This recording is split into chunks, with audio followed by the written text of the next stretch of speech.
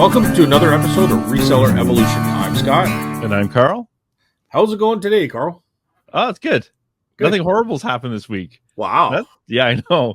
Can't remember the last time that happened for you. It's been a while. So, no, it's been relaxing.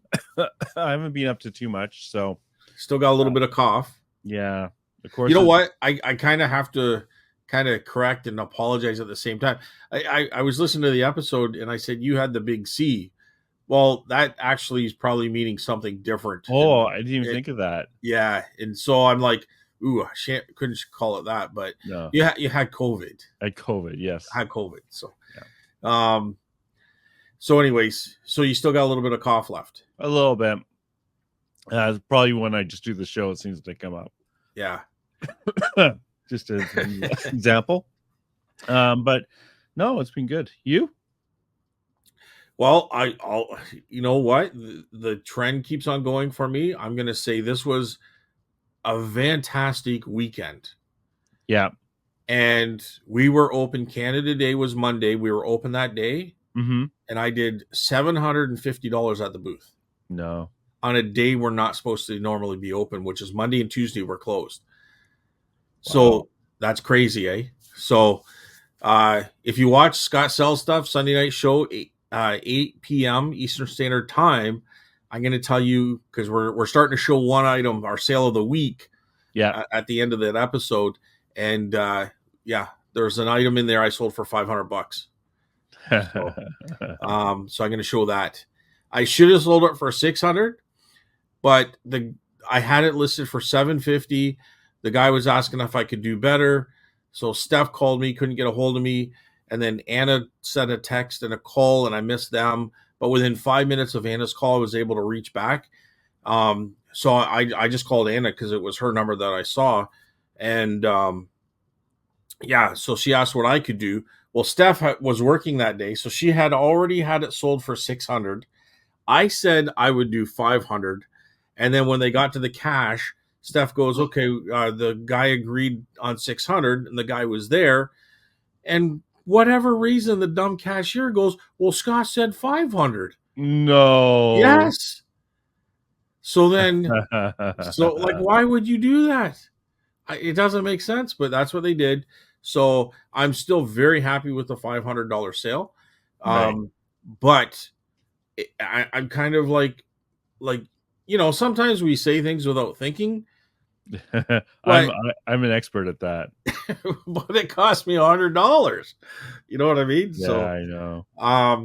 I should have just called back because stuff can usually look after my things that way. But she did text and stuff too. So, so they were trying to, just figure it out. But anyways, long story short, I got a $500 sale on a day we should have been open. So it was a $750 day on a day we should have been open. The weekend was really good. And we finished up filming. That ended. And they're on their way to go to another place. They're going to PEI. Yeah. And they're filming like mansion homes on the shores of PEI. Oh. So anyways, we ended up finishing up the filming. Yeah. They're going to come back, and I'll look forward to that. And that's about where it is. Everything's going pretty good. Oh, nice. Pretty good. Yeah. My sales are pretty crap. I think I got $80 this week from my eBay payout. Well, I'll pay for a pizza. I had finally another sale on Etsy, which I haven't had for a while, and it was $100 sale. It was this cast iron Scotty dogs. Oh yeah, I remember those. Yeah, so that's going to I kind of looked it up because it was an antique dealer business name. Yeah. So it's in the States. So that's kind of interesting. So I don't know if he's going to double up the price or what, but. Yeah, I've sold stuff like that to antique places, or like cameras obviously are refurbishing them and stuff like that too. Yeah.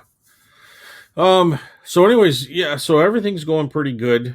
I'm going to get my time back now because of the, because the film thing is over with, but if they called up next week and needed another couple of weeks, I'd be right there. It's a lot of fun. So, yeah. Sorry, go ahead. No, I was just saying, I was just agreeing with you. That's awesome. I was gonna say, like, this last weekend was Canada Day, so there were no garage. Well, I didn't even look for garage sales. I just assume no one does garage sales on long weekends. Dude, there was all sorts of garage sales. Oh, really? Yeah. Oh So, no, I slept in and missed it. well, what happens is they're all week. Like, so we had Oh, rain on we. the Saturday. They're Yeah. all weekend, and then so some people posted for Sunday. Some people were having them Mondays. There was a couple town wides on the Monday, but I had to work the Monday for Oh yeah. with the film crew, so I didn't get out to them. Hmm. So sometimes the long weekends are actually good. That's just my finding, right? Um, but I had kind of a busy day. I had a busy like 4 out of the 5 days were working with the film crew. I Yeah. had Saturday off, but it rained. That being said, I got some great stuff at the auction. I showed some of the stuff on Sunday show. I had to return the camera yesterday, and on the way home, I stopped for a coffee next to a Value Village. So I thought, I'm going to pop into Value Village. And I actually found some really good stuff at a really good price. Oh, It's really? funny. Yeah, I found 6 bags, and Yeah. there's probably on average like 7 to 10 little lead soldiers No. per bag. Yep. So there had 6 bags fulls. You make me cry, man. Like, that's the stuff I want to find, and I find it maybe once a year if I'm lucky. Yeah, and only 3 of them were broken, but the parts were there, so I can glue them, and I'll just put them in the booth saying these have been repaired. Yeah. Or I'll just leave them like they are and let them repair them. But anyway, so they wanted $20 a bag, and I'm like, how long has this been sitting here? And it was behind the counter. And he goes, oh, by a couple weeks. It was like an assistant manager. And I said, can I get a discount on it since I've been here for so long? And he goes, well, it'll have to be another week, and then we'll start looking at that kind of stuff. And I'm, well, what can you do? 10% off? If I buy all 6 bags, maybe you'll just charge me for 3 or something like this. He goes, well, if you're over 60, I can give you 30% off. And I'm like, well, I said, I could be that age if you want me to. He goes, all you have to do is say yes. And I said, well, Man. I'm definitely over 60. I'm not. And he goes, okay. And he's like, kind of wink, wink type thing, right? So I got 30% off. So I paid $91 for, if I do $10 a piece, it comes out to $320 Yeah. in return. So Mhm. I think there's a couple in there based on, and I haven't done research on all of them, but I think there's a couple in there that might be like the $30 kind of figures because they have different bases and they're more detailed. So Are they there might like, be a couple nice hits in there too. are they Britons or are they older than that? Well, for the most part, and honestly, Carl, there's so many I haven't gone through them over, but I flipped over some of the bases, and first of all, my eyesight close up isn't very good. They're unmarked, and then there's a couple that had some markings underneath, like letters, but I couldn't read it, so I haven't even got to them yet at all, like to really look closely at them. Okay. I just set them out on the table, and that's kind of it. But I will look closer, and if you want, Carl, I can go grab them and I can tell you, but they're just upstairs. However, Okay. Yeah. I also got this cow. It's a resin cow, and it has all the cuts, like the chuck, the rims. Yeah. Have you ever Yeah. seen those before? I have. They're I have. actually worth some money. I've seen posters of that. Oh, But no, this is this an is actual resin cow figure. Oh, wow. Okay. So I looked it up, and it sells for $55 Canadian. There was one where the person's asking, I think they're asking 50 American, which comes out to about 65 Canadian. And then there's a porcelain one, which mine is not porcelain. It's resin. The porcelain one goes for 125. And I was telling one of my mentors at the antique store that at the antique booth, this guy is just a wealth of knowledge, probably one of the most knowledgeable person I could ever know. And he said that there's one from France. It's porcelain. It's an antique one. And he said that one goes for $800, but it's very rare. But Yeah. when you flip it up, it'll say France on it underneath. So they're out there, and I just Yeah. got it because I thought for $5, like any butcher or somebody's going to like this because it just kind of has the cuts on it, right? So it's kind of Well, it'll be a good for even in the kitchen as a joke kind of thing. yeah, yeah. So, but I was very surprised at how much they were worth. Yeah. And then I got this wooden plaque. It's a wooden carved wall hanging plaque. So it's flat on one side and the image is on the other. And it's obviously native. I flipped it over and it's got this little story behind it written in a silver ink pen Yeah. or marker, and it's signed. So I look up this native guy. He's from, there's a whole bunch of information on this native artist from BC. It's got his hometown on the back, and it Yeah. represents where his father's from, where he's from. His mother was from a different tribe or area. But anyways, so it tells his whole story, and I'll probably get 85, 65 for sure, but I'm going to try 85 to start. And I paid $4.50 for this item. Nice. So I'm like, that was a good little 10-minute stop, right? Oh Like, man, I drive all around Ottawa. I find two things. One of them's broken when I get back. No, dude, I was surprised because usually when I go to the store, it's in Ancaster. yeah, So it's between me and Toronto, and I went to Toronto. So on the way back. So I just stopped there for 10 minutes. I was really just stopping because there's a Tim Hortons there, and I thought I'd grab a coffee. And I thought, I'm going to run in here real quick. So I go in there, and the place is packed full of stuff. They have bins outside. Guys are dropping it off.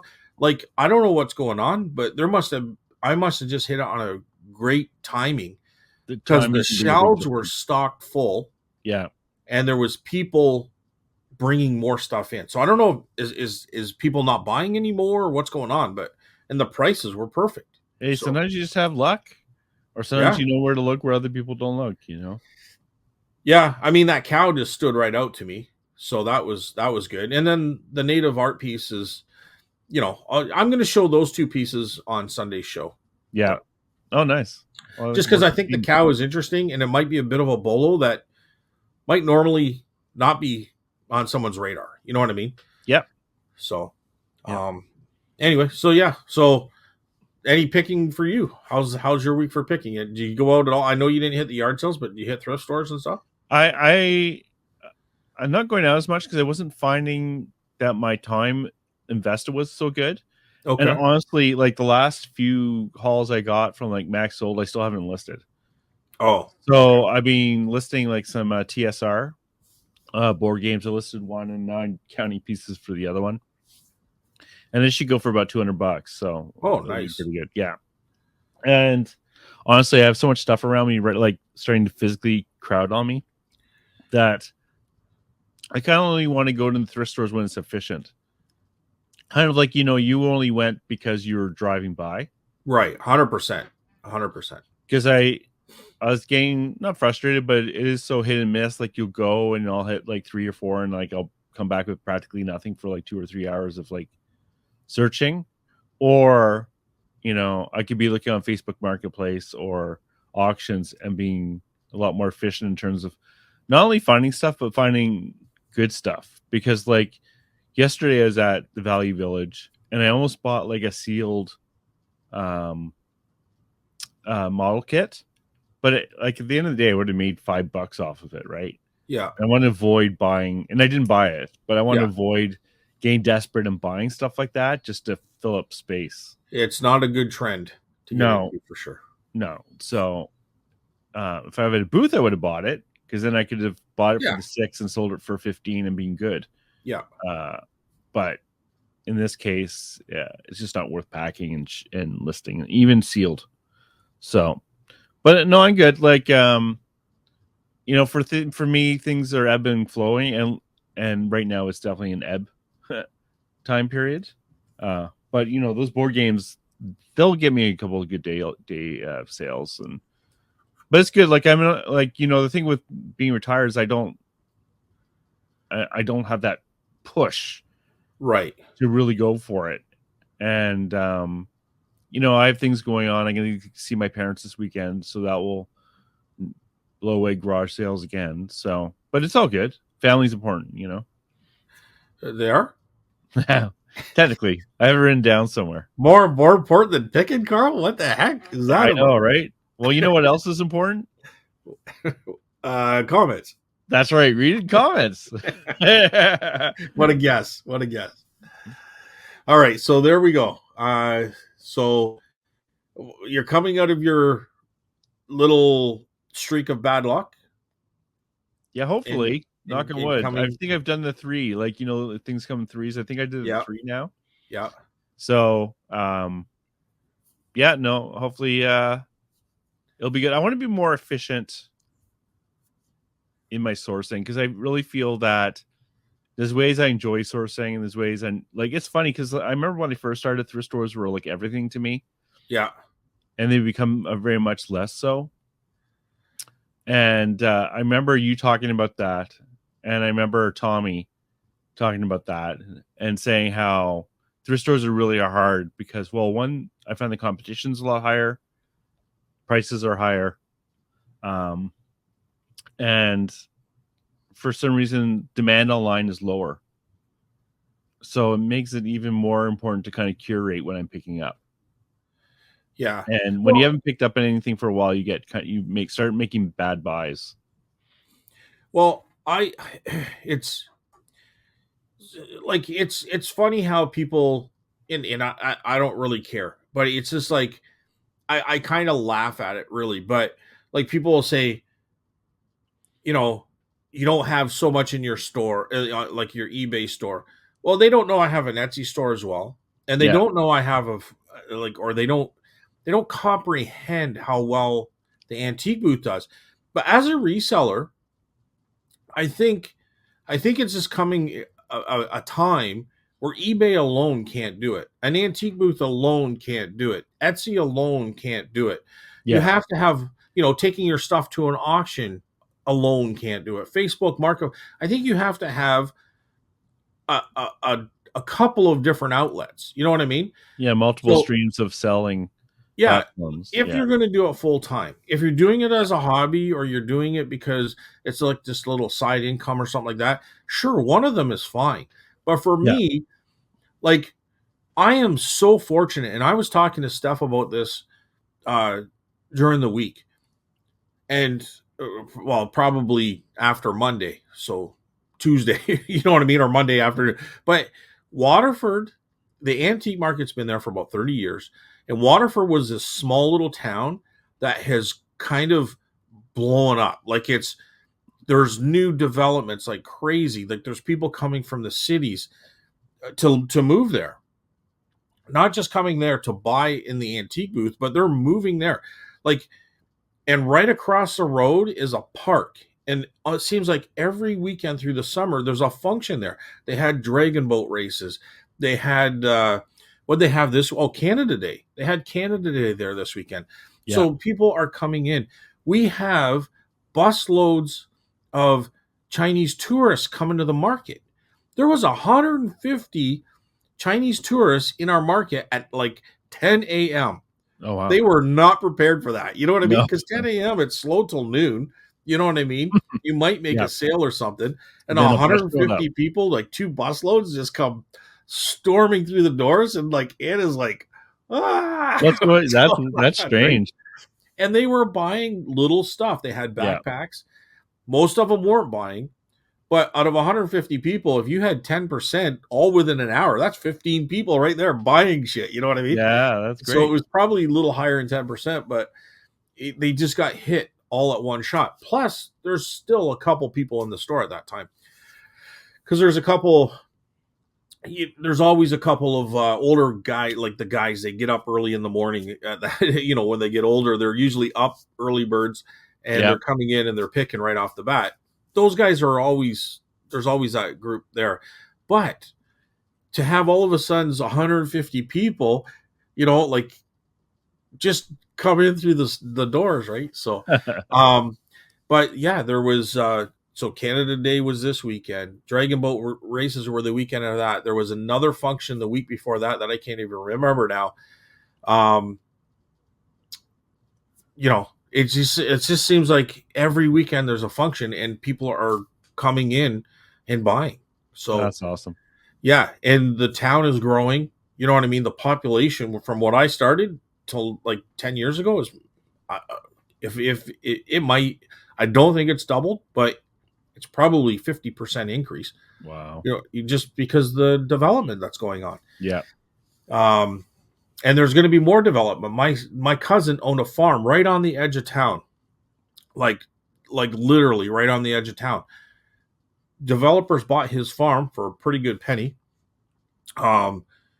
And it's all, so that whole farmland is going to be an expansion of Waterford, within the next year or two. So I think that kind of stuff, when people come in and they buy a new home, they want antique decor. Where are they going to go?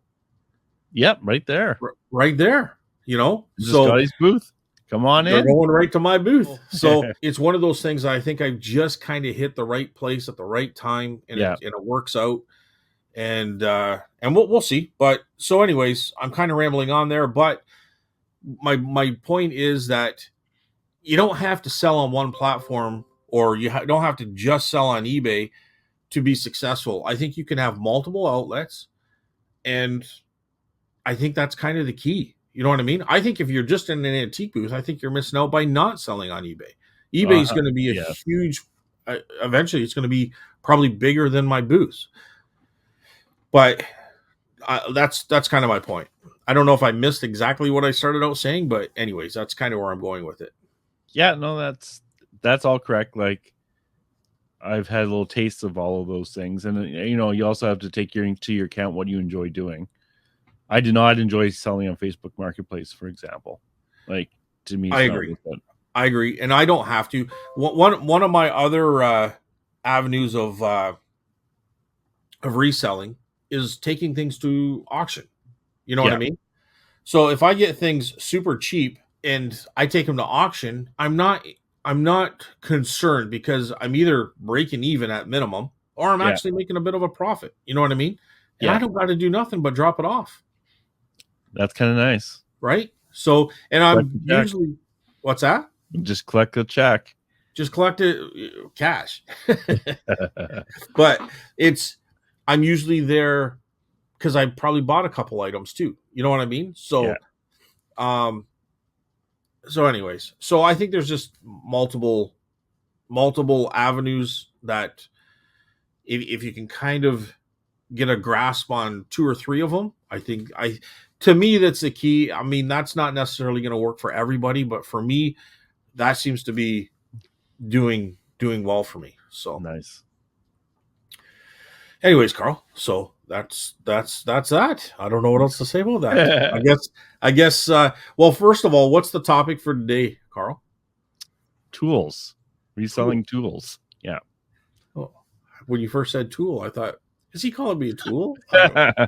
No, reselling tools. Like, we'll zip by some of the obvious ones, right? But I think there's some worth talking about that maybe people don't have in their arsenal. Okay, and I think this is what you had mentioned before, so maybe we'll just kind of jump the gun and say, what are we going to talk about next week? But do you think maybe next week we'll talk about kind of the math that makes sense? Because I think that's a great topic. And you had stopped me mid-conversation to say this can be a show on its own. I think so. And I totally agree. And I think, because I think there is a certain amount of math that makes sense. And then once you try to sell beyond that, maybe it doesn't make sense anymore, because you're actually putting in so much work that you're actually making less per hour. You know what I mean? So, I have seen some, not to get into the topic, but I have seen some people who are like, well, this is worth a couple bucks, I'm going to list it anyways. But I think after fees, they're making like 10 cents. Yeah, 100%. So, it's figuring out where that is. But yeah, we'll talk about that next time. Hopefully we won't lose half our audience, because a lot of people find it boring. Yeah, so we won't, at least in my mind, I'm not going to sit there and talk about figures as much as I'm going to talk about kind of like the dynamics of it. Like and I'm going to talk about Excel sheets. Are you really? I am. I'm going to just talk about we'll talk about it next week. But I don't think it'll be too boring. I think it'll actually kind of help me just kind of confirm or, by listening to comments and stuff, whether I'm out to lunch or actually if it kind of makes sense. So I'd like to hear people's opinions on that. But that's next week's show. Yeah, this one's an easiest show. This is no homework required. Yeah. For this show. All right. So we got a comment here. We got 2 comments on the YouTube. And if everybody leaves a comment, we read them out the next week. So do you want to start first on the comment? Sure. I'll start it with a cough. Doing it wrong. I know it'll probably be your least watched episode, but I could easily rage for an hour about the finance and accounting of reselling. Oh, I agree with you. Yeah. We did not read these yet. We just kind of like, so yeah, perfect. Okay. I'm pretty good with the spreadsheet. Excellent. But I've seen absolute magicians, and reselling doesn't have any in the community that I've seen. None of them even know how to spell API. So eBay has an API, application programming interface, that you can connect your website, Google Sheets, or Excel to. If you're skilled with how it works, you can auto-import all your eBay data. Both Together and Bonanza have this figured out, but nobody else has even touched on the capabilities automation. And I can't because I'm not good with APIs, and I'm not a skilled read more coder. Coder. So, doing wrong. I was a coder as well, so we probably have a bit of the same mindset. So, I think all those numbers really make sense as long as you're using the data. As for the API, I've actually have used the API on eBay. When I first started selling on eBay, I used the API that they let you have available to pull data that wasn't available off the main website. So, for example, one of the things they had using the APIs, I could pull the data of how much the person actually paid for shipping, for example, as opposed to the estimation that they show on the website now. But what I also did is I had a scraper, and I would scrape auction sites, have it pull out the keywords, search using those keywords on eBay, and then highlight listings for me that showed auction lots where they had a potential for high value items. It wasn't perfect, but it did kind of work, and it helped me a lot at the beginning to know what to look at. And then I just lost interest in the API, and I haven't touched it since. Scott's looking at me like deer in the headlights a little bit. I just fell asleep there for a second. Where are we? So if you want to code in the API, you should use the yes. Anyways, I have used the API. I think they changed it a bit though, so it's not quite as good as it once was. So I kind of stopped looking, but the selling data was pretty good. I played with it quite a bit. It was fun. Wow, I just had a flashback of picking yesterday, and I have not a word that you just said. He's like in a la la la la la la la la la. Wow, so you want to read Randy's comments? What's that? You want to read Randy's comments? Smart ass. Randy, Nova Scotia Celt 5218. I think your rambling is the best part of the show. Oh, awesome. Okay, because I'm sure we do that a lot. These comments are like directed directly to each of us individually, really. As far as inventory, I started with numbered shelves, but in my garage, everything is still on shelves, but in numbered plastic baskets from Dollar Store. Yeah. 50 to 100 items on a shelf. Yeah. But only 10 to 20 items per basket. So it's quicker to find things. I have to side with Carl. Math is everything. Okay, excellent. So we're getting back to the math thing. Another interesting video. Thanks, Randy. Yeah, I don't disagree with Carl on the math thing. My only concern was that the audience would go to sleep when we started talking about it. But I do agree. Yeah. Math is everything, to the point where I think it's detrimental when people don't think about the math. Especially in an auction. You can really get in trouble because you got to add 25% on because you're going to pay taxes and the buyer premium, especially the 10% because you can get the taxes back. But you got to pay the item, the 10% buyer premium, and then you're paying 20, even sometimes 30% on the selling end. So you got to kind of Yeah. put all that in, and then you got to make sure that there's enough meat on the bone to make it worth your time.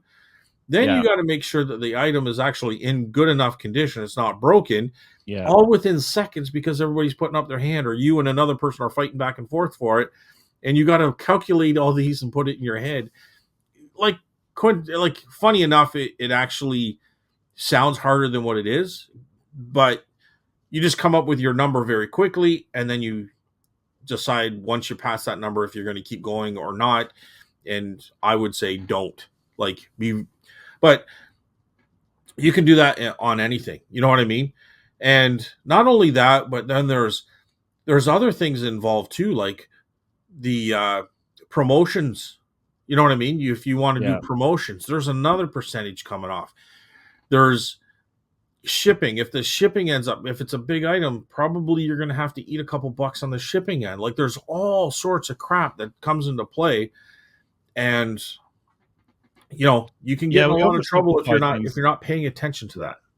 We oversimplify things in our heads, and kind of we remember what we want to remember rather than what like we think, oh, we got $100, we got $100 for it, but sometimes you netted 50, and you don't really want to believe that until you actually take out all the expenses, and then you Yeah. realize, yeah, we have big margins, but we need big margins just to make it worth our time, right?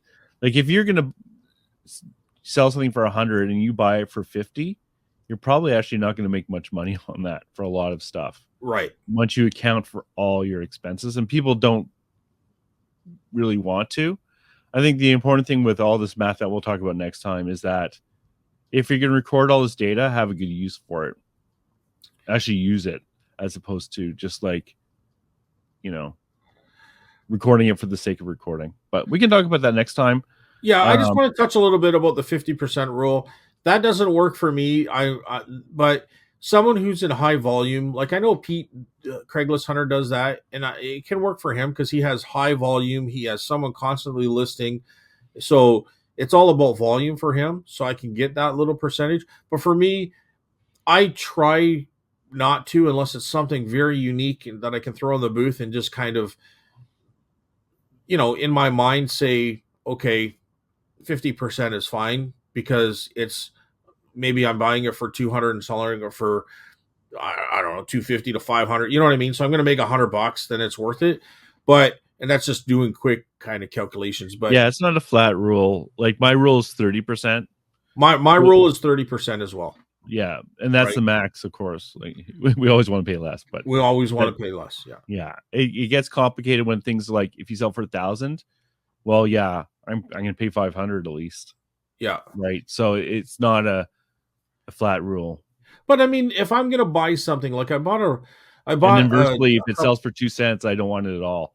Even with 100% profit, like I don't like want I bought a military holster from World War II with the ammo belt, like it's all one unit. Like I mean, they can come apart, but I'm just saying they're combined together. So so I bought that, and I bought a very old antique leather. The guy is a very knowledgeable guy, but because I've known him for a long time, he estimates it's probably from the 1800s. Can't confirm that, but that's his guess based on what it is. I tend to agree. On my limited knowledge, I would tend to agree.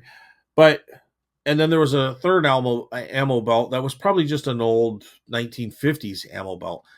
But, so he wanted $100 for the three of them.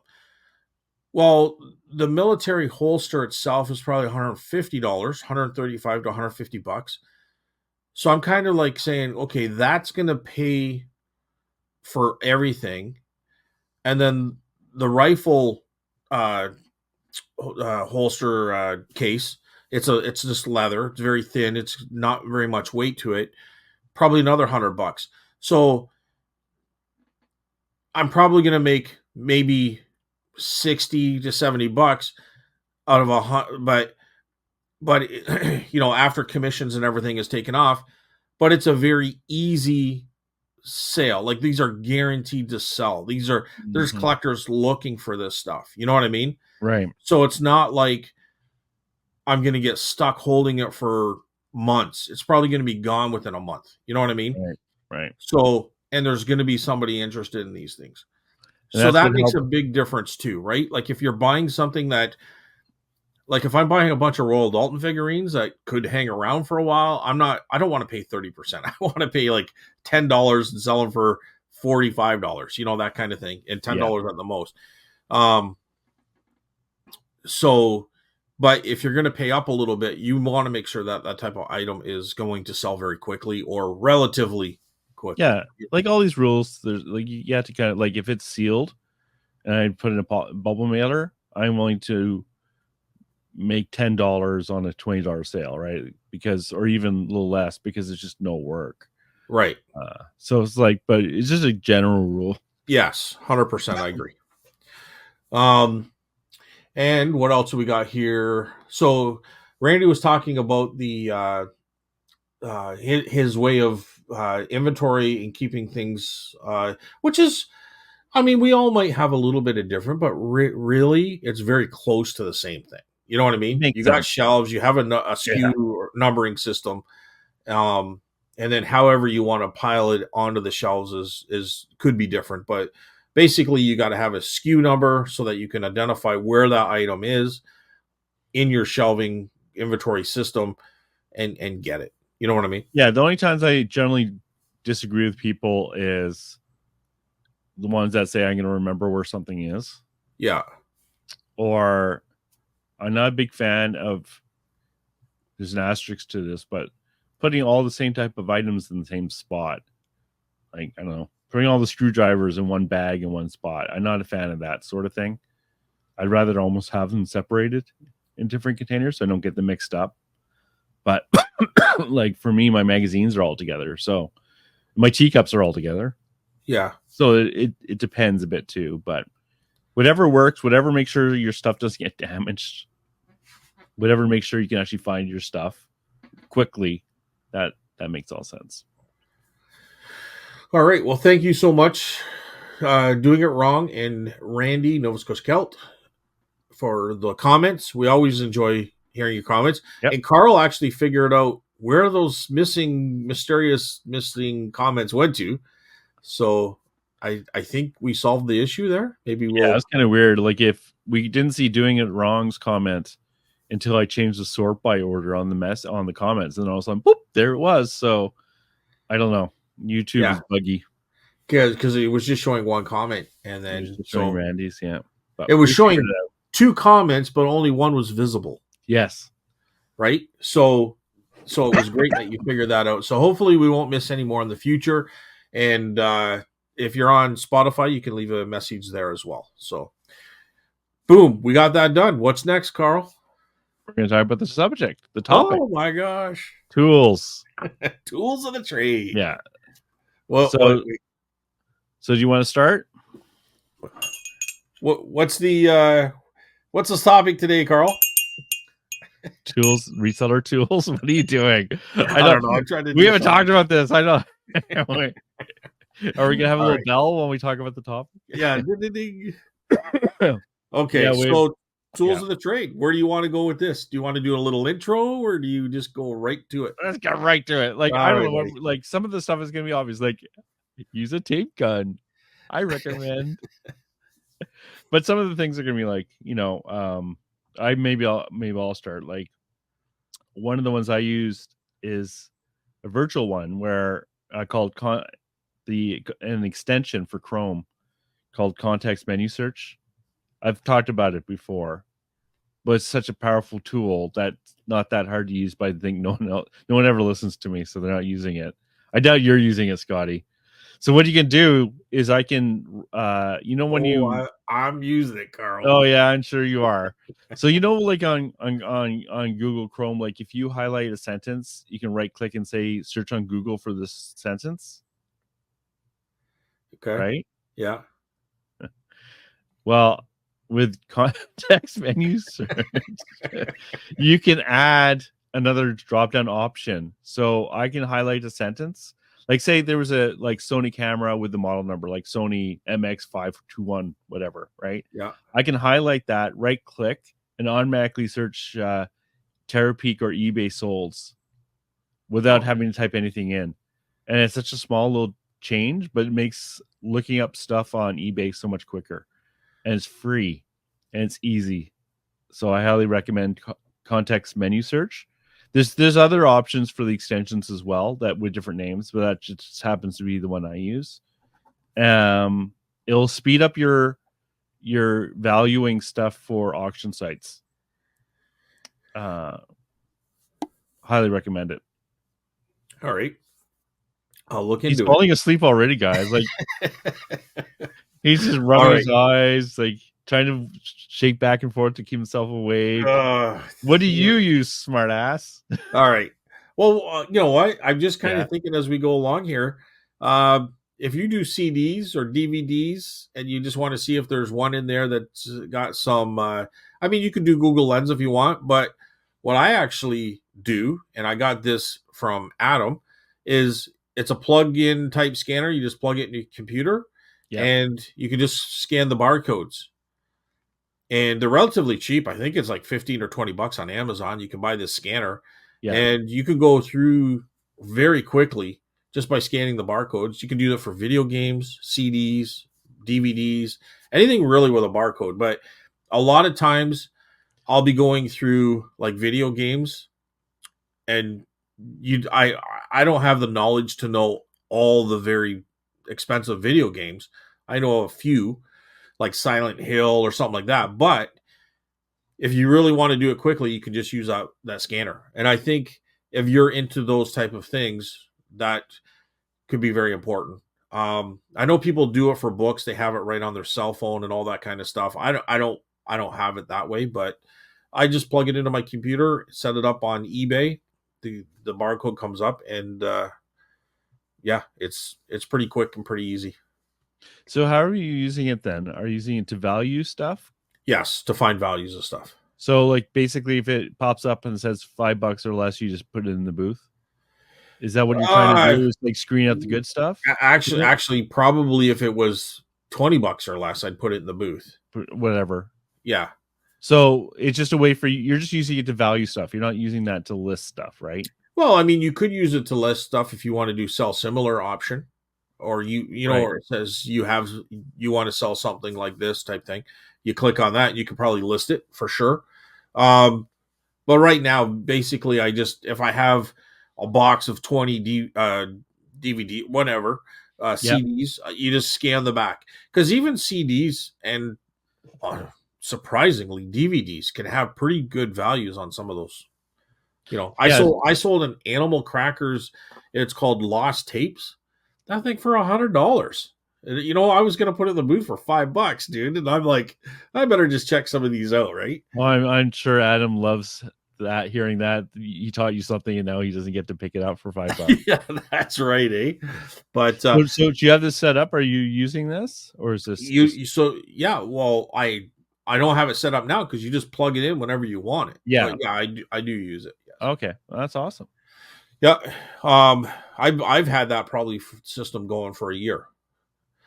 Right, so all that comes up in the search menu on eBay, once you scan that, is the barcode itself. You hit enter, and then that pops up. Oh, sweet. Yeah. Okay. Because like I use like the eBay app barcode scanner. Yeah. But it's slow. Oh, this is quick. On the computer one, it's very quick. Yeah. Yeah. Like so crazy quick. So another tool we've talked about before, but I'm going to repeat it, is Chat GPT. It's free. It's pretty accurate. I have this board game here, Divine Right, and it's worth about 150 to 200. I couldn't find the contents online, even on Board Game Geek. And so I checked Chat GPT, and it just answers so many questions for me this morning, like of what's supposed to be in there. Now, you have to be a little careful. It's not always accurate, but I find if you ask it follow-up questions, it's pretty good. There's no reason not to use it, especially for stuff like that when you're trying to find out information and you haven't had much luck Googling it. So for some reason, they can find a different way. Just trust but verify. Well, the problem with me on something like that is I go down a rabbit hole and then I start making songs and I come up with like, I just get totally distracted. But I can totally understand where it would completely be very helpful for Yeah, sure. well, like in this case, it's like my version had a color variance, but I didn't find out any information. So I just asked ChatGPT. It's like, mine aren't red. Is there color variance? And went, yeah, sometimes they're orange. And it's like, yeah, okay, that makes sense. Mine are orange. It's just small things like that. Yeah. Because like you Google that and you can't go. It can be really difficult to go through all the websites and collate all that information in one spot. Chat GPT can be good for that. However, I find sometimes you have to ask it follow-up questions because it's not, like I said, always accurate. Yeah. Huh. I look forward to the time where we have like a light box and you just put your item in there. It takes pictures of your item and Yeah. automatically lists it. Yeah. Then why do they need us? Well, we got to go buy it. We got to source it. Yeah. And sell I'll it. just create a little AI robot, goes along the thrift stores, fights with the other AI robots, their dominance over the used goods. All of a sudden, you're pushing a cart, Carl, and a robot's foot stops. Right? Yeah, exactly. That'd probably be better. At least it wouldn't be personal that way. All right. So this is going to be kind of simple, but at the same time, this is like, to me, a game changer. It's one of those like epiphany type moments, right? Mm-hmm. And I've got this off Lonnie and Candace, and it's so simple. People are going to say, Scott, I've been doing this for years. Well, let me tell you, I've been doing it wrong for a couple of years. It's one of those box sizers. Oh, yeah. It's so simple, but it's going to make your life so much easier when you're Frankensteining boxes. Like, I try to eye it and I take the little knife and I try to cut it. Oh, God. And it always like one side is like 10 inches, the other one's 5 inches. It drives me nuts. Like, I see people, sorry to break into your tool here, but like, I see people do it manually. And it's like, it's so much more work. And the tool, like, it makes it accurate. And it's because okay, I should have let you talk first. No, go ahead. But it basically it scores the cardboard. Yeah. So you can fold it over in a clean fold over. It looks so professional. It looks like it was made for that. Yeah. And the tool's only like $25 or $30 at most. Yeah, and like, at least. I don't understand why on earth you would not use this thing. Like, I can understand. It's like, it's one of those things like, well, I can get away with using this other thing. Why do I need a tool? And then you get the tool and you go, oh, like, you idiot. Yeah, like, that's what I'm saying right now, 100%. That was me with like a box cutter. Yeah. I was using scissors instead of a box cutter. It's like, and then I got a box cutter for like, I don't know, $2.99. Yeah. And then it's like the first time I used this, like, oh my God, Carl, you stupid idiots. It's so much faster. Yeah. And you just go on Amazon and it's there 2 days later. I know. Like, it's not like you're waiting for months, or it's like, it's high expense, or like, or high expense. It's just like boom, boom, boom. It's at your door. Like, you don't have to go look for it or anything. It's right there. Yeah. And I'm like, oh my God, I'm such an idiot, right? But that thing is probably one of my most favorited tools here. And it saves time. Like, if you want to justify the cost, which is very minimal, it saves you time, right? To me, if you're finding yourself resizing boxes, get this tool. Yeah. It'll like, and if you're, and they're pretty nasty too. Like, if you have a burglar, you can probably take them out with it too. It's like It's a pretty good weapon. Yeah. It's like one of those police billy clubs. It's got the little handle on it. You can swing it. Yeah, exactly. Yeah. Like, how much damage could you do with a box resizer? It's crazy. Funny. Yeah, it's crazy. But yeah. So simple, but definitely get that tool. All right. What's your other one, Carl? Printers. Get yourself a thermal printer. They're expensive. I think I paid $150 for mine or something like that. And for people who don't know, it's exactly what it sounds like. It uses heat to basically print on peel and stick labels. When I first started like selling online, what I would do is I'd print the shipping label on a piece of paper, and then Canada Post gives you for free these sleeves, these plastic sleeves, and you can put the paper label in the plastic sleeve, and then you peel and stick the plastic sleeve to the package, right? And that worked. But you know what's a lot faster? Yes. Just printing a label to a 4x6 label on your thermal printer. Yes. And It those rolls last a pretty good long time too. Oh yeah, they last a long time. You're not like sticking the sticker like trying to print and then cut the paper and then put it in the envelope. It's worth it. Now I'm not saying you need it right away, but if you're shipping like, I don't know, 5 things a week or 10 things a week, at that point you should get one. They can be a little fiddly, I find sometimes. Like once in a while, like you'll have to troubleshoot the damn things, but it's still worth it. Even for like when I'm doing postcards, I'll print the address on a thermal label and stick it. I'll use it to close the envelope and put the stamp on. It's just, you should get one. I Also agree. And also get yourself a wireless. Like I got a Brother toner wireless printer. I love that thing. It's like I can, because it's wireless, I can have it in a strange part, like in an awkward part of my basement, because I don't print that often. But when you want to print and it's like just available right away, and none of the BS of like a inkjet printer where it's like, constantly out of ink, it's worth it. If you can find one, like especially, you'll probably see them at thrift stores, to be honest. And the Brother ones I found are good. So yeah, I use the Dymo label printer for the postage labels. yeah. But I don't really sell anything in an envelope at this point. I'm sure down the road I will, like maybe get into postcards and stuff like that. But right now I just sell them to Adam. But the so you're saying there's a wireless one out there that you can print those smaller labels on? Well, I use the thermal one to print the labels on for address labels, just Yeah. like I do with like eBay. So I just open an app and I already have like the. Oh, I see. Yeah, it's pretty basic. It's not. Okay, so you're just talking about general printing. The wireless one is good as well.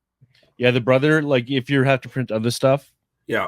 whatever. Like I don't use it that often. I'm just saying it's nice because we use it in the family too, right? It's not just me.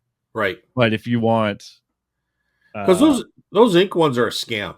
Because those, yeah, stay away ink, from jet. Yeah, yeah. If you don't even use the ink, it still dies. dries up. It dies by itself sitting there. Yeah. Yeah. So it's insane. And you can definitely find the Brother wireless ones in the thrift stores if you go enough. Cool. This one here is another Lonnie and Candace. So I'm going to give them the shout out they deserve because that's where I learned it from. Pete Craigless Hunter has also talked about it. And it's going to sound so stupid and simple. And you're going to say, Scott, this doesn't make a difference. You're out of your mind. It totally does. And that's using 3-inch tape instead of the 2-inch. So is the eBay tape 2-inch? I've never actually measured it. The eBay tape is 2-inch. I really only use eBay I just go around once on the box. It's more of like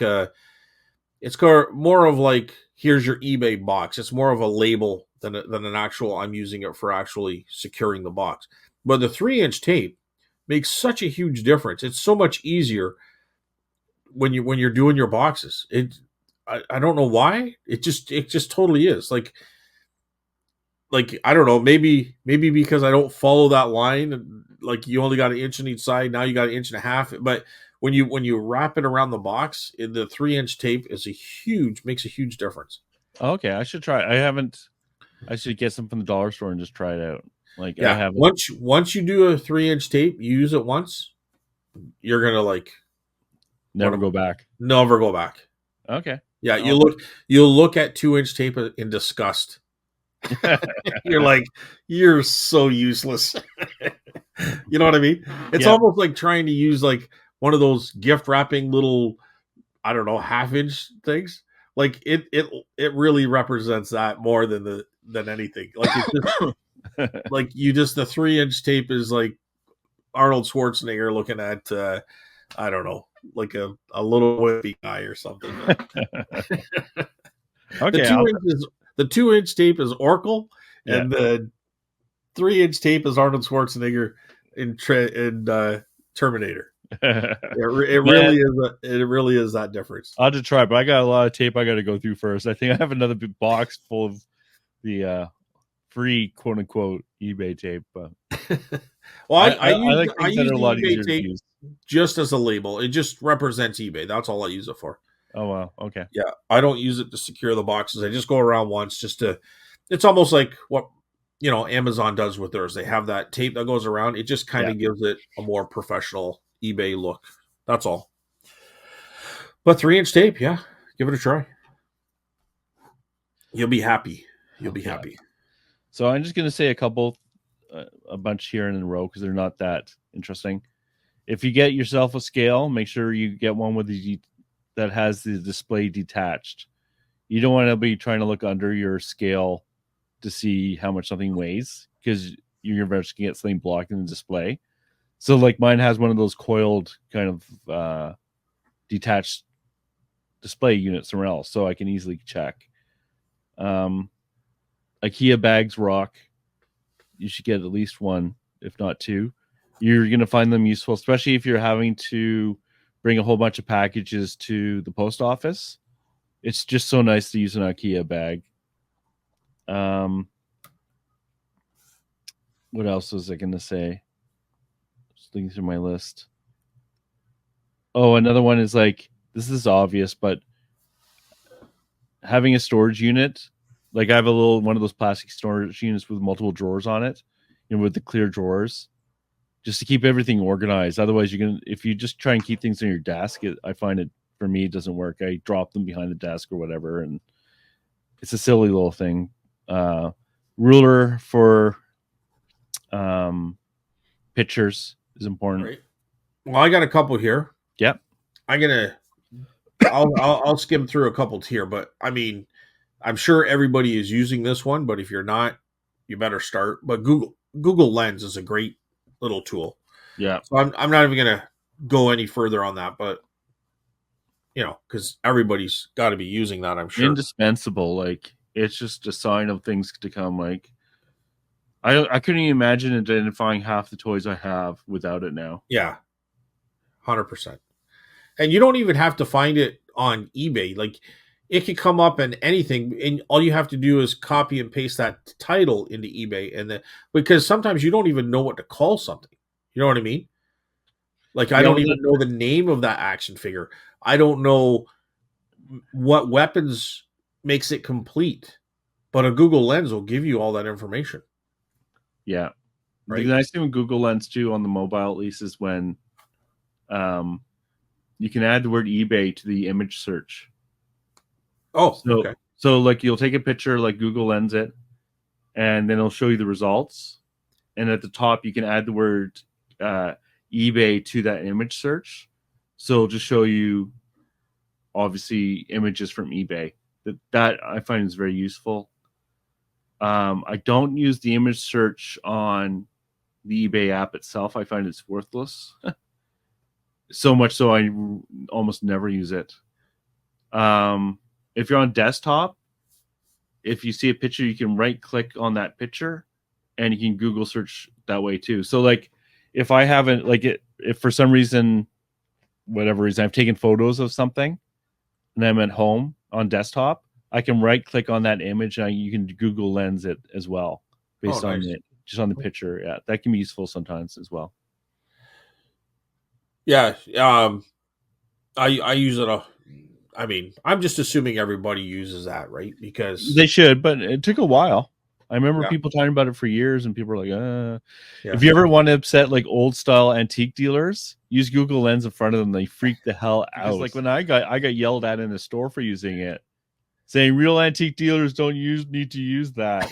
And it's like, oh, you should become an old man antique dealer. That's the problem. It's like you don't like seeing new tools. It's like you wouldn't know that stuff without a book. This is just a new version of a book. Yeah, Anyways, yeah, I can that's see true. being upset if you spent like so much time like learning all of the Teenage Mutant Ninja Turtles, and then some Smo who doesn't can't even spell Teenage Mutant Ninja Turtle comes along and just like snaps a picture and Yeah, knows that's everything me. you do. Yeah, That's me. that's me too. Another thing I would do, and I don't know if you really called it a tool or not, but it's something I use when I sell magazines and stuff. I always put them in sleeves. I put them in plastic sleeves. Mm.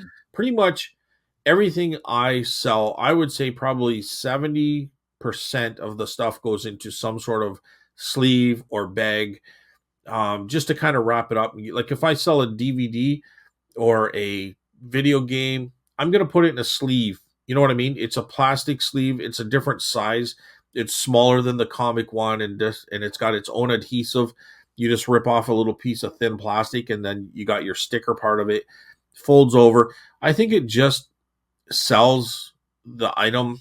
Like you've already sold the item, I get that, but it just kind of looks professional. It makes the person think they're getting something almost new looking. You know what I mean? And Yeah, I don't know. I know a lot of people are going to say, "Oh, you don't have to spend that extra." It's not much money, maybe 10 cents or something like that. But I think the presentation when the person bought it gets it it is feels going good. to is um that's just my personal opinion.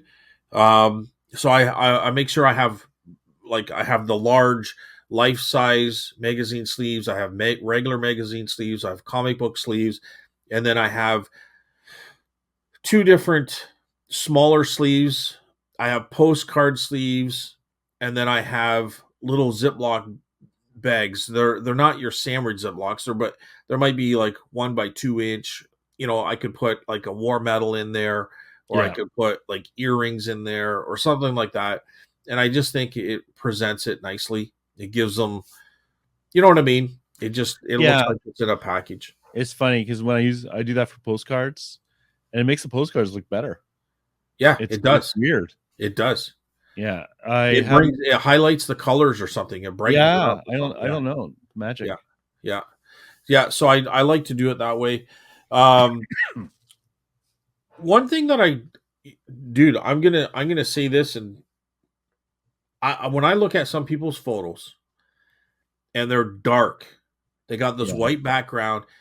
I think you got to use the eBay tools to brighten, to set the contrast. I know time is money, but honestly, if you get nice and close and you can take like you crop it so it's top to bottom, side to side, and then you brighten it, and then if you slide the other bar to the left, if you go, it enhances the contrast, but if you to the right, but if you go to the left, if you have something that's really dark and black, it will kind of dull it a bit so you can see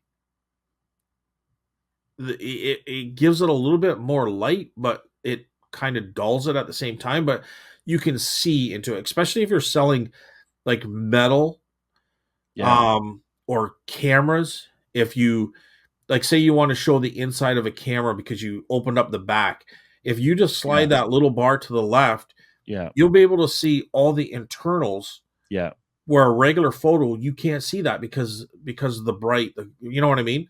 So if you adjust those levels, you get pretty quick at it.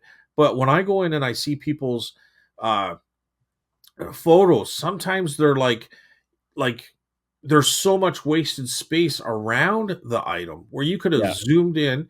Especially your first photo should be like So exactly. the So best like, one, and then adjust just a little bit, adjust the brightness and all that kind of stuff. It's really just 2 bars. I used to click on the automatic adjuster. It's like a little wand and you click it, but that sometimes doesn't do a really good job, and it almost makes it cartoonish like. mhm. But if you do it yourself manually, you can really perfect it, and I think it makes the items pop, and you can see a lot more details. Yeah, I agree with that. Like for me, I do that all on my camera. So I use the camera on my smartphone, Yeah. and there I can adjust the light levels at that point. I try to make sure my first photo is good. So takes the entire frame, has the right light levels, and all that. And then the other one, photos after the first photo, I'm not as fussy on. I still try to do a good job. And I do the same thing. So if I have to show inside a battery compartment or something that's dark, I'll change the light level so that you can actually see inside. But See yeah, inside. that first photo really is the most important one in my opinion and should pop. But I see dude, I see a ton of people, and they're it's like dark, and I'm like, all you have to do is take this little button and Yeah, slide it. It's like a second, 2 second job, and yeah, that's going to brighten that whole thing right up. It's going to I look know. brand new. Where now it looks like you're taking your photo in a dungeon. You know what I mean? With no That's light. competition. Well, that's another reason I decided, if we had 100,000 viewers, I probably wouldn't mention this. But since we have some We don't top have that notch, problem. and probably everybody listening probably already uses it, but I just think I have looked at people's listings, and it's pretty obvious that they're not doing it. So, and it does take a little time. Like I'm not saying that if time is a factor and you don't want to take that time, that's your prerogative. But Yeah. for me, I like to make sure I kind of look after every little detail, set it, and then forget it. You know what I mean? Yeah, and I try to make sure like I front end that time. So I don't really use the eBay tools that much because my first photo is going to be good because I made sure the first photo was good. Uh, and I know I'm not perfect. Sometimes I'll just Yeah, quickly but you're bring it up. still adjusting it somewhere, Yeah, exactly, right? So it's exactly. the Still same amount adjusting of it. time. To me, I use my phone as well. Takes great pictures. I have a couple of lights here to make sure I got enough light, but Yeah. it still needs a little touch up. Mm, Um, because I'm not setting in the phone. All my phone pictures are the same. But when I go into eBay and I crop it, that's when I do my little touch ups, and it does take a little bit extra time. But hey, if it's going to help you sell it quicker, time is money. So if you're using that time to make you more money, then it's worth it, right? So, but those that would be a tool that I would use. Anything else for you, Carl? um, it's a good idea to have a cash book. So whenever you do a cash buy, you have a book where you're writing down all the buys in the same place. Because when you do accounting, you'll drive yourselves nuts trying to remember what did I pay for that thing or what did I buy, and you'll especially when you're doing taxes. Anytime you don't account for a buy, you're paying more in taxes.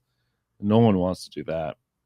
Um, Another one for me is I have a little display, a piece of paper. I printed all my box sizes I currently always have in stock. So when I go to ship something, if it's a weird size, I can quickly determine exactly which box I want to go get back in my storage area. And just having it on one piece of paper is really handy, especially also when I have to reorder. I can make a note on that piece of paper saying reorder this box. So, um, otherwise you kind of delay it, and before you know it, you need that 8 by 8 by 8, and it's gone, and it can be very annoying. Yeah. Um, I'm gonna kind of do a little bit of rapid fire on some things that I use for cleaning, and I make sure Yep, they're around, like Q-tips, yep, toothpicks, toothbrushes, yep, Goo Gone, yep, Windex, yep, rubbing alcohol. yep. Um, I'm sure there's others, but those are kind of my go to things. Um, I use a loop. I always make sure I have a loop available because you want Yep. to look for like small little writings and stuff like that. Like there's a lot of tools, and I'm sure we could go here all day with it. But um, Another one I wanted to mention is, if you go to what's it called? Like the place that sells Princess Auto. Do you have Princess Auto? yep. They sell tooth dental picks Oh, okay. cheap. Like, you get a set of four, like for I don't know, $6.99, whatever. Dental picks are actually really good to get into the crevices of stuff to clean. Like, for example, remote controls and get goop in the seal along the side. and you can, if it's bad, I'll take the dental pick and I'll just go along the edge there. I've not used that. I've used toothpicks, but also what about those plastic dental picks that you can get and they usually have a floss on one side and a point on the handle? Yeah, that could be useful too. Like Like, also, like if like a battery compartment has some corrosion in it, light corrosion, it can be good for cleaning that up in the little wiring in there too, right? So it's a cheap tool, but I do find it's useful to have. Always have at least 2 measuring tapes because you're gonna lose one automatically. yeah. Also, what I have is I have some blank labels that I forget where I got it from, like just, and what I use those for is if you get a box and it already has labels on it, and sometimes you can't peel off like that address label, it just won't come off the box. I just cover it with the blank labels. Oh, Just on your box, yeah. on the box rather Yeah. than trying to peel that damn thing off. Now I'll shoot back to Lonnie and Candace, but if you look at stickers that are actually on a box, sometimes they'll use like a heat gun and different things, and they'll also have this. It's kind of a plastic little scraper, so once you heat it up, they push on it. Yeah. I don't have that kind of stuff, but that might be something interesting if you come across that kind of stuff often. Yeah, I used to take, it's funny, I used to take stickers off stuff and I thought, no one cares. Yeah. Like I'm not talking about on the box where, Well, the Goodwill sticker you don't want on there. Yeah. Oh, yeah. Okay, that one I take off. Oh my god, the worst ones are Salvation Army. Yeah, they go crazy with the tape gun. I've had like ones with like literally 20 stickers on there, all damaging the original box. I was crying. Yeah, it's like, what? You guys are idiots. Like, yeah, you think you're funny, but you've just destroyed half the value for this thing you're trying to sell. Like I bought that native art piece, the wood carving, and on the back it was all silver writing, like a silver pen written in there, but they had stuck the right on top of it. Right on top of it, and I'm like, please do not peel that. Luckily the marker must have soaked in the wood or whatever. Yeah. It didn't affect it, but I was kind of concerned that peeling that off would have ripped out some of the lettering, right? Like, and there's clear spots. Yeah, 100%. It's like a target in their face or something. 2 inches below all that lettering. It's like it's all empty, and it's like, no, you got to put it right on top of the logo. Yeah, like really, it's like the anything like a figurine or anything where the logo could be. They always cover it up, right? I think it's human nature or something because it's like everywhere. I don't think it's not done in a not evil way. No, it's not done in a malicious way. I think it's just the way our brain works. I don't know. My brain doesn't work that way. I know not to cover up the most important part. Yeah, when you put your prices on, do you put it right across the monogram, like on the maker's mark? No, you put it to the side. Yeah. Or well, I use tags, right? Like, so it's just a string tied around it. So even better. Yeah. But yeah, I can't really think of too much more. I'm sure there's lots that we're missing. If you guys want to put more in the comments, we'll read them next week. But just kind of give you an idea. Other things you might want to use is some sort of, like, sometimes you might have a figure, and I use a white background, so I'll have a box with a similar colored white, so that I've seen other people do clear stands, but you can raise certain small little items so that your camera isn't looking down on it, it's looking straight across. Yeah. But so I'll create some sort of just raised portion or stand or whatever, but I try to keep it the same as the white background. So that kind of thing. I don't know. That's pretty much it for me right now that I can think of, Carl. But yeah, the only thing, the other things are obvious. Like, I have a little bag of different screwdriver heads, like tiny ones. Yeah, tiny screwdrivers are important. Yeah, that's a good one. A bag of all the different batteries I use, or a little bin for the cameras, but also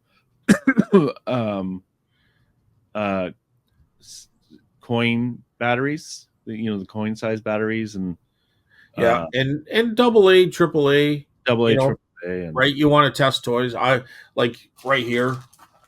Like, I know the audience can't see, but I have a box of batteries ready to go. Right. So yeah. The other thing I recommend too is have a battery tester, because sometimes it'll appear like something's not working, and it's working. It's just that your batteries aren't strong enough. Because I find sometimes the vintage stuff, especially, wants strong batteries. Okay. Like the second they start getting weak, it might appear like it's not working. So it's often good to have a little cheap battery tester too, just in case. Point is, like, I have a little box just full of testing for audio stuff. So,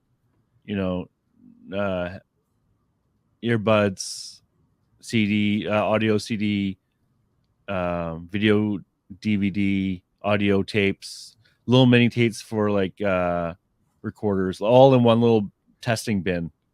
So I don't have to go searching throughout the basement for where I put everything separately. It's all in one spot. But I can't think of anything. Oh, I have a silver polishing cloth that I'll use sometimes. Like, you don't want to use it too much, but like just to give it a bit of a shine, and they're cheap. Instead of having to use actually polish, but actually things like Barkeeper's Friend can be really good too. I haven't used it for a while, but every time I used it, it was really good. And it's pretty cheap. Probably already have it in your house, to be honest. Also, maybe I find the dust, those air cans, like for compressed air. Yep. I haven't used it that often, but when I have used it, it's been really nice just to get all the gunk out of there quick. Yep. None of this is rocket science, but it is kind of nice to have when you need it, and it's there. It's great. A lint roller. A lint roller, yeah. I use sometimes I'll use like those rollers with plastic on it for shipping, just to give something a nice, like if there's a lot of wires and stuff, I'll just use it to roll around the item, and it's funny. It looks a little better that way too. Like a saran wrap? Yeah. Okay. Put it on a roller. Yeah. Yeah. I've seen people do that with their books. They wrap them in that with the books. I have done that sometimes. Depends on my mood. Yeah. Yeah. So, I mean, there's a couple things there, I guess. Mr. Clean, I find that can take off marker.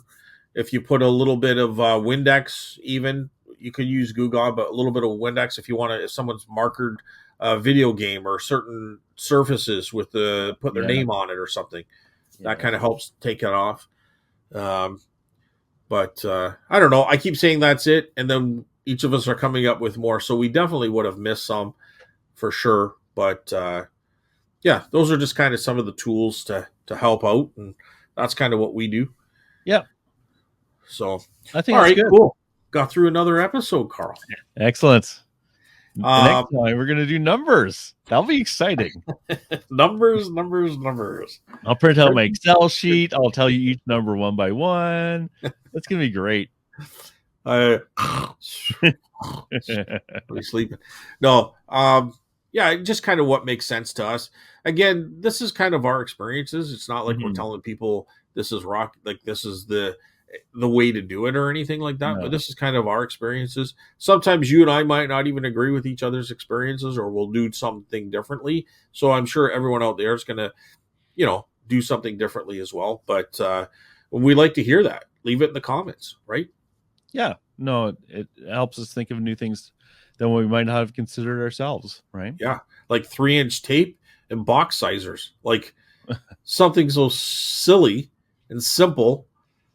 And, or using the thermal print label to actually close the envelope, rather than trying to use like that tape at the back that never works. Yeah. Just simple things like that. It's like, oh my God, why haven't we been doing this forever? Yeah, it's crazy. Craziness. All right, bud. So anything else before we go? Nope, that's it. Thank you so much. Tell a friend. And we'll see you next Friday. Yeah, we are on YouTube, Reseller Evolution, and we're on Spotify. So you can check us out either place and leave a comment, and we'll read the comment the following week. And if you have any topics you want us to talk about, leave that in the comments as well. Excellent. Thank you. See you later, everyone. Have a good week, everyone. Have a good week, Carl. You too. We'll talk to you later. Bye now.